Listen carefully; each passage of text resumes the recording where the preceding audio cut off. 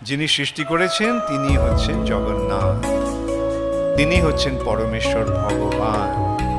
ভগবান, এই যে দুটো শব্দের পার্থক্য, এই যে ভগবান শব্দটা, তার অর্থটা কি? যেমন আমরা কাকে বলি বলবান, কাকে আমরা বলি বলবান? যার বল আছে। কাকে আমরা বলি ধনবান? যার ধন আছে। কাকে আমরা বলি রূপবান? যার রূপ আছে। তাহলে কাকে আমরা বলবো ভগবান? Very good. এখন ভগ শব্দটার অর্থ কি? হ্যাঁ, আপনারা অনেকে নিশ্চয়ই জানেন, তবু আমি এটা বলছি। ভগ শব্দটার অর্থ হচ্ছে যার মধ্যে 6টি গুণ পূর্ণরূপে রয়েছে। সেই 6টি গুণ কি কি? সমগ্র ঐশ্বর্য। সমগ্র ঐশ্বর্য মানে যত জগতে যত ধন সম্পদ আছে সবকিছুর মালিক হচ্ছেন ঐশ্বর্যস্য, সমগ্র বীর্যস্য। বীর্য মানে হচ্ছে শক্তি। এই সমস্ত শক্তি কার আছে? সর্বশক্তিমান কে?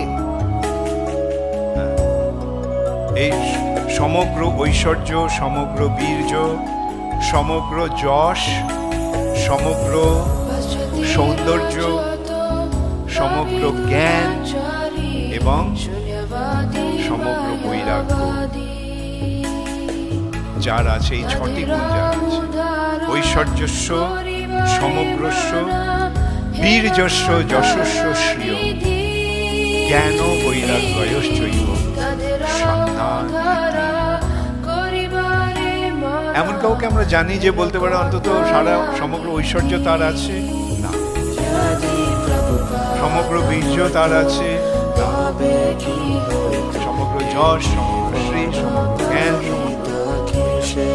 একজনকে আমরা দেখতে পাই যার মধ্যে একটা গুণও পূর্ণরূপে রয়েছে, কিন্তু এই 6টি গুণ যার মধ্যে পূর্ণরূপে রয়েছে তিনি হচ্ছেন ভগবান। মানে ভগ শব্দটা হচ্ছে এই সমগ্র রূপে এই 6টি গুণ এবং যার আছে তিনি হচ্ছেন।